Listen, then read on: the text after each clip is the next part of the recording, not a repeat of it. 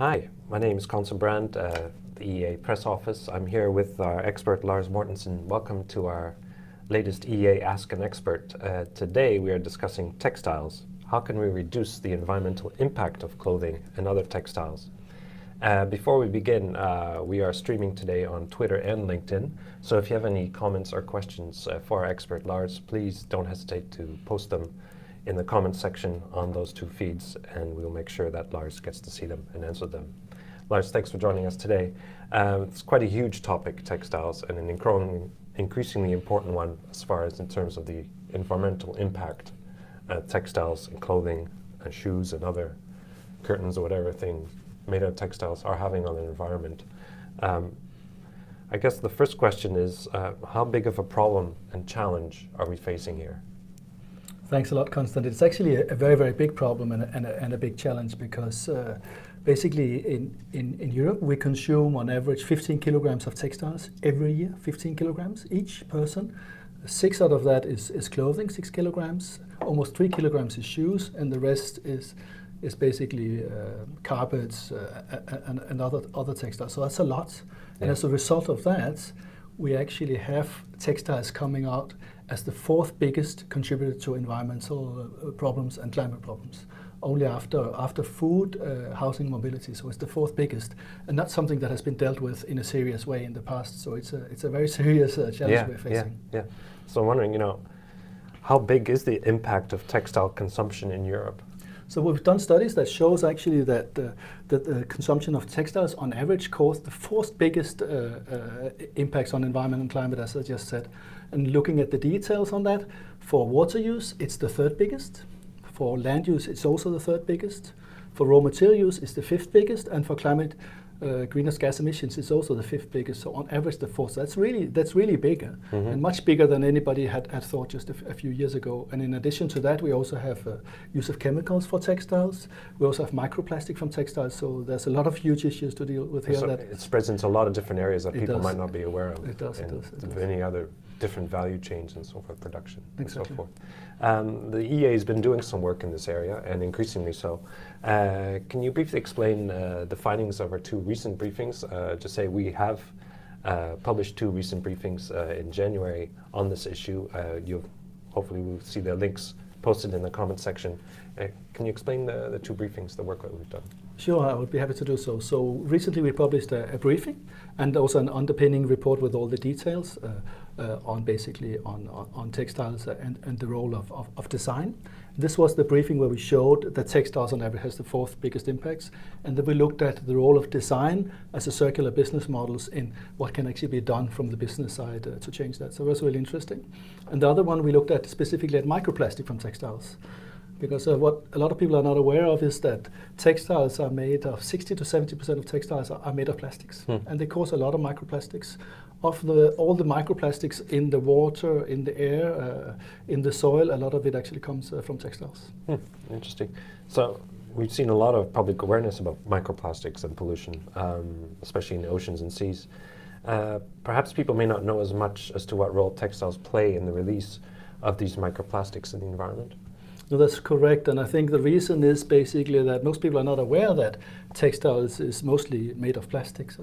And of the amount, I think it's been estimated as around 14 million tons of plastic in the oceans, and a lot of that is actually from textiles. And there are estimations showing that the share of this that comes from textiles is between maybe 10 to 25%. There's a lot of uncertainty around that, but quite a big share. And this is because textiles the fibers are released during washing, and also when we wear our clothing, it releases these fibers. So it's a big issue that just a few years ago nobody was aware of. Yeah. And but actually now there is work undergoing to look at what can we actually do about that. Yeah, and that's my question. What is being done about this, or what can we do about this? So at the moment, there's work undergoing to prepare what will be done from the EU side, and we are part of that process.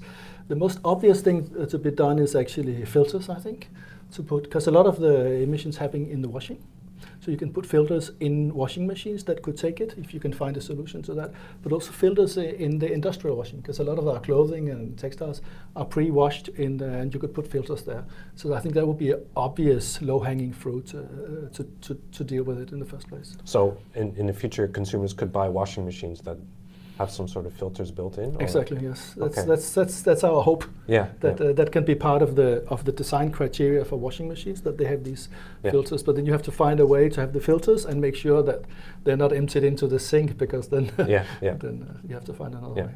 So we can collect them somehow. Exactly. Another thing you can do is also just produce textiles of higher quality, because the longer the fibers are, the actual textile fibers, the longer they last and the less microplastic they actually create. So there's lots to be done. Interesting. Again, an interesting subject. If you have any comments or questions, please don't hesitate to drop a line on our feeds, and we'll make sure that Lars sees them here for you.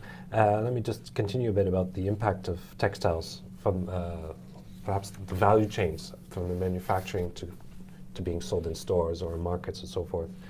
How can this be reduced through the circular business models that the EU is proposing are already being put into place, and smarter design? Perhaps you can explain those two concepts before. Sure, we'll be able to do so. Basically, textiles is quite complex. A lot of the textiles we consume in Europe is produced elsewhere.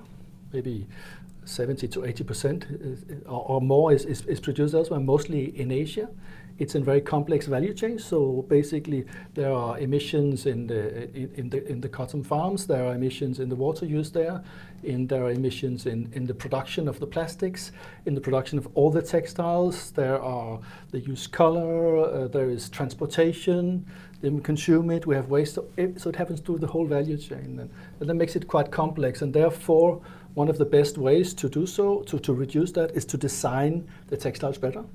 Higher quality with higher quality fibers, and also to basically to move away from the types of business models we normally see. For example, in fast fashion, is we produce, we consume, becomes waste. End of story. So basically, the more durable fabrics we use, for instance, the longer the durability we can keep using them. So the longer we can use them, and therefore there's a lot of initiatives ongoing with what's so-called circular business models. So business trying to make money on making textiles more circular, so actually produce something that lasts longer, people can wear for much longer, people can sell to others, they can, and if in the end, recycle, if not. So there's a lot of potentials there. For example, in the leasing of textiles is becoming a big big business, and selling of secondhand, all of that is really growing very rapidly. So that's really nice to see. Obviously, I mean, the clothing sector will never be fully sustainable, but there is at least some possibility to extend the lifespan of a product. And this is a good segue into our first question from Noelia on LinkedIn. I see more and more secondhand clothing stores. Can these make a difference? This is one practical thing about carrying on the value of a product. I think secondhand stores can make a real difference. Basically, what happens in secondhand stores is you extend the lifetime. And when you extend the lifetime, you actually use things longer, but there's no increased impacts, basically. So it's really, really good. And we see these more and more popping up, and it's really good. The unfortunate thing is that it's still a very low share. So we actually want that share to increase, and basically the share of fast, cheap fashion to decrease to compare to that. So it's really good that we see that, and we just hope that that we see more and more, and that they will grow, and consumers will support them. Okay, perhaps before we get into more what consumers should be thinking about when, or what they should be doing, could be doing better when they buy clothes or textiles. Let's get to this policy element first, if we can, being how we address this in Europe, in the EU. And perhaps we can go into detail this new EU strategy that came out a few weeks ago in Brussels, this new strategy on textiles. Can you explain a bit about this strategy and what it is? Exactly. So on 30th of March, there was a new strategy coming out of the European Commission, a strategy on sustainable and circular textiles. Basically, the starting point is the results of our work showing that it's the fourth biggest, so the Commission is recognizing we need to address that. And they've really addressed that in a serious way, with the communication proposing very, very concrete measures. Maybe if I can highlight a few of those measures, I think that could be quite interesting for people to hear. One is basically to revise the EU Eco-Design Directive. So we have a directive that directs how things are to be designed, for example, for windows. And this is going to be extended to textiles now, so that there are directives for how you produce textiles, so that you have to produce them so they last longer, can be repaired, etc. So that's one issue. The other issue is the so-called digital product passport. So you actually want to put a passport on the textiles, on the clothing, so that you can see where is it made, what is in there, stuff like that. So that's really important. And the third thing which is important is a possible ban on the destruction of unsold textiles. So that can be for all products, and we're looking into whether that can be done for textiles. A ban on unsold. On destructing unsold. So things, if a producer produces a line and they don't sell everything, at the moment they can actually. They can be heavily discounted, or they go to another market somewhere. Or else. they can incinerate it or do something, and there'll be there's a movement towards banning that. So see if we can, so that could be also textiles that are returned, that you get and it doesn't fit, you sold it back. So there's a movement. And then the final thing is something called extended producer responsibility. So what we want to do from the EU side is to give the companies a responsibility for the textiles through the whole value chain.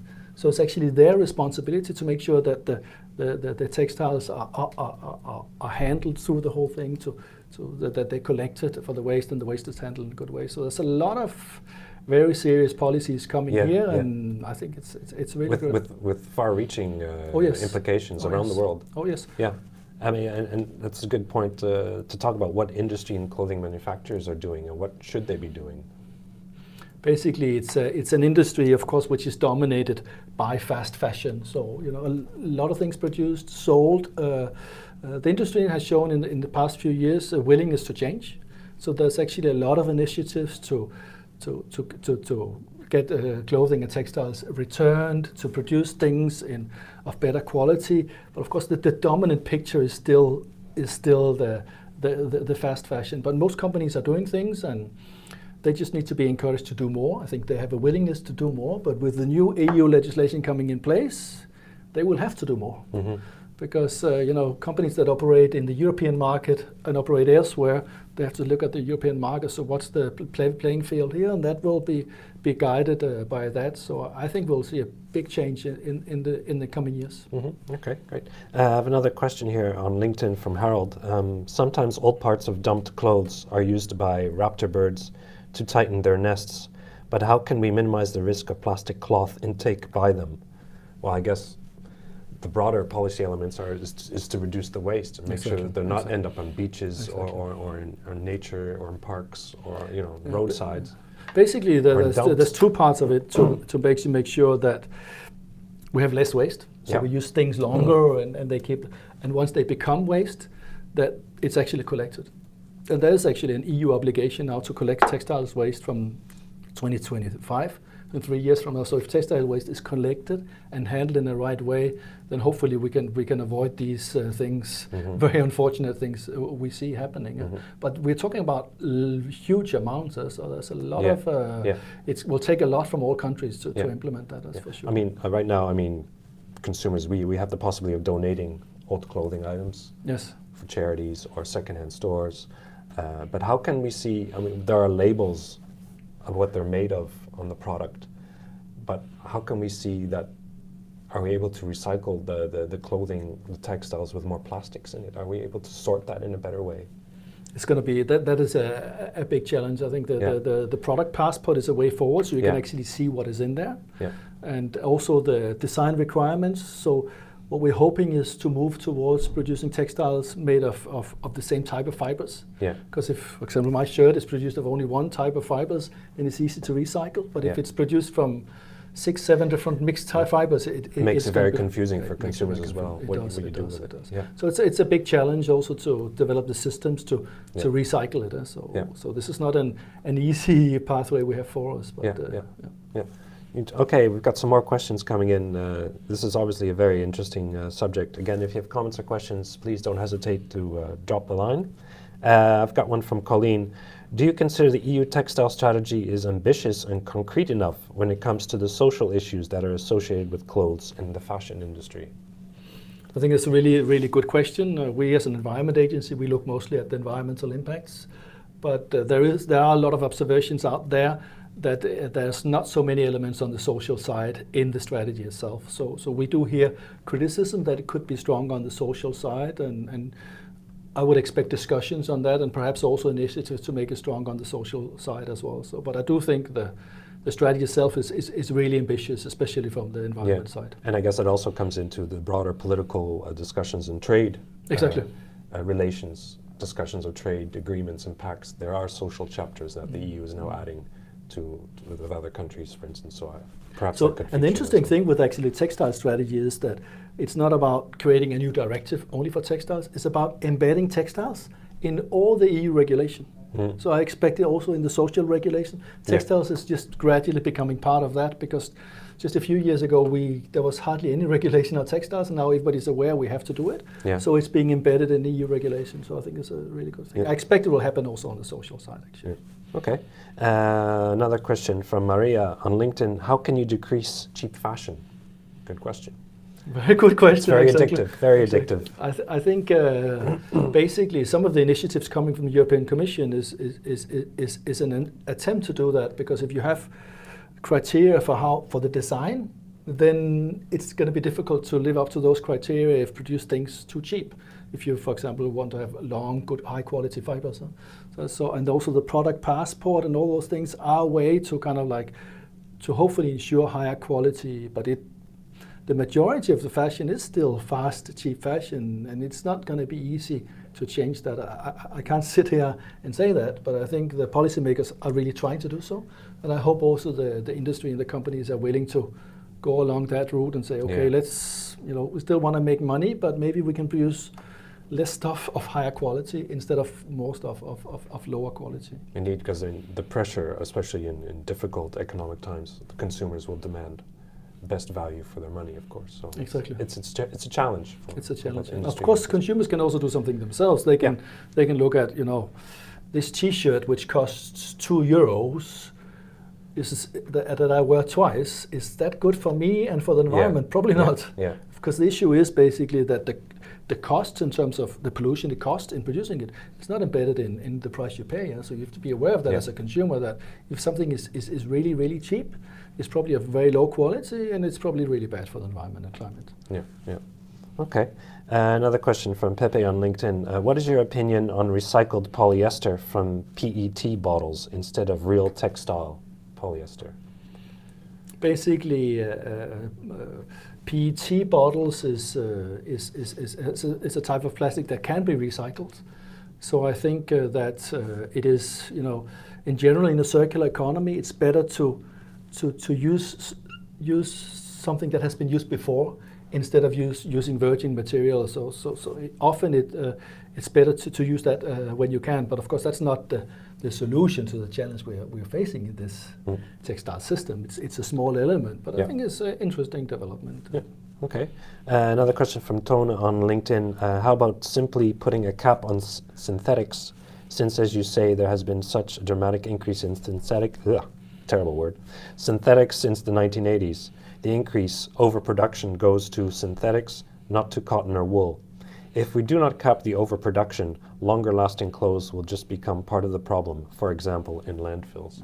No, I'm fully aware of this discussion, and that is correct that the growth in textiles has been mainly in plastics and polyester-based, and not because cotton. It's cheaper, I assume. Because it's cheaper, and the issue is that polyester and other types of plastic have some impacts. For example, have big impacts on climate change. But the natural-based fibers from, for example, cotton or wool, they have other impacts on land use and water. So we have to be a bit careful. But of course, one of the solutions could be to have less plastic-based, textiles. But it's a complicated matter. It's not so simple, because we have to be aware if we make the shift we will decrease some impacts, but we will increase other impacts. Yeah. And of course, we can't have all fields of the world producing textiles instead of food. So it's a bit of a complicated matter. Something that we haven't mentioned here is chemicals on textiles. Yes. Have we looked into that at all? For instance, waterproof chemicals being used on sofas, on chairs, or on raincoats. There's a lot of issues with the chemicals. Yeah, again, it's it goes into many chemicals, and most textiles, chemicals are applied, for example, on sportswear to make them better in many ways, and that has to be part of the picture as well. In the way that the chemicals may touch your skin, but also in the way when it's recycled afterwards. How do you deal with the chemicals? So that's another complexity, I would say. Yeah. Okay, another question from Anita on LinkedIn. Part of the problem is the fast fashion industry through its overproduction and lower quality. Education of consumers can be a key point also in this aspect. And I guess that goes into another question I have. What can consumers take away from this? Exactly. Yeah. Is there awareness campaigns? Are authorities doing something to raise awareness, to raise the knowledge level of consumers? What about the industry and stores? No, you're absolutely right. I agree with both the question and your question. Education is part of it, of course. If we educate citizens more, they will be more aware. If consumers are provided more information, it'll be easier to. So, of course, as individuals, we can do certain things. We should be aware that things that are very, very cheap have very, very high impacts, and that we can do something ourselves. We can wear our clothes longer and not replace them. The one thing we should be aware is that this is a system that has to change, and the primary responsibility for the system change lies with the companies and with the politicians. Consumers in themselves can't change this whole system. Consumers can be part of the change, and we should all be part of the change. But of course, if we also need to be enabled to do that. So policymakers making this regulation, and actually companies providing us what we would like to see. So we need to have the sustainable and circular options before us, and we need to be probably informed. At the moment, there's just a lot of labels out there, so consumers are extremely confused. It's very, very difficult to see what you should buy and what you shouldn't buy. So it's not. But buying less, buying secondhand, using your clothes and other textiles longer is of course a very, very good thing to do. And speaking on these new eco-labels, what are the next steps here? Or do we have a timeline already when such a new system could be in place in the EU? Basically, the timeline is that we're starting now. So within a few years, we should have a better system. That's my hope. But it takes a little while. It has to go through the member state review. Exactly, but also the technical details have to be. Textiles is a very, very complex matter, because what we wear here is so different, so it has to be applied to many things. So it's quite a complex matter. But my hope and trust is that in a few years we have something in place that can be very useful. Okay. Again, we have a few minutes left. If you have any questions or comments, please jot them down. We'll make sure that Lars gets them in the time that we have left. Perhaps we talked a bit about what consumers are doing in this area, and what we've worked on. What are you looking now next? What's the work ahead for you in this area? So basically, the role of us as an environment agency is basically to provide knowledge, the newest knowledge, to the policymakers in Brussels and in the countries. And we try to be always a little bit of ahead in terms of the information. And we showed that textiles is the fourth biggest impact, and we've looked into certain issues, lastly design and microplastic. And next, our plan is to look into some of these things being addressed in the strategy. One of the things I would like to look at, and we will look at, is the export of textiles waste. Where is that export from the EU going? And what can be done to make that more sustainable? That's one thing. And the other thing that we're interested in looking at is, previously we looked at plastic fibers and textiles, and now we were interested in looking at the bio-based textiles to see to which extent these are better or not, and whether any shift. What do we mean by bio-based? Is it the same different word for cotton, or what? What does it mean? Some of it is cotton, but it can also be natural-based plastics. Okay. So which is not made of oil and petroleum, but made of fibers from plants. So one can assume then it would break down faster in the environment if. Yeah, exactly. There are some advantages in doing so. Definitely, you avoid the greenhouse gas emissions from the oil and the petroleum and also that. So that's really good. But it's quite a new thing. There's not a lot of analysis out there. So we would like to come out with a picture and say, okay, listen, this is far as we see it. These are the pros and the cons, and these are some of the ways forward. Okay. I have another question from Tona on LinkedIn. If 80% of the EU's wool is today waste, which is what we have found through research, I think increasing the use of wool in Europe instead of plastics wouldn't exactly cause any more impacts. Quite the opposite. Well, the issue with wool is that wool overall is a natural-based fiber and very good in many ways. So I do see a good future for wool-based products. But those are some of the things we need to look at and say, well, there will be probably a lot of advantages, maybe also some disadvantages, and we just have to look at that overall picture. Mm-hmm. Okay. I guess we've also looked at you just mentioned the export of waste to other. Do we ever have an indication of where most of the textile waste goes around the world? Well, basically what we know is that the textile waste we collect in the EU, where it goes depends on the quality. So the best quality is sold in second-hand stores in our countries, and then part of the second best quality perhaps goes to Eastern Europe, and the lower qualities goes to Africa. But we don't have a good overview of exactly where it goes and the amounts, and this is why we want to look into that. And we can actually do that through databases in Eurostat and find out what's happening. Yeah, that's a good question. Where does our data come from? It comes from European statistics, export statistics. We can look into that, and of course it takes a lot of work. It's not something you just pull out, but we can do that. We've done it for plastic waste recently a number of times, so we've mapped that, and we can do the same for textile waste. And I think that will actually help to show the picture, because there are also stories now showing that textile waste end up places in deserts where they shouldn't end up, and of course we have to avoid that. Yeah.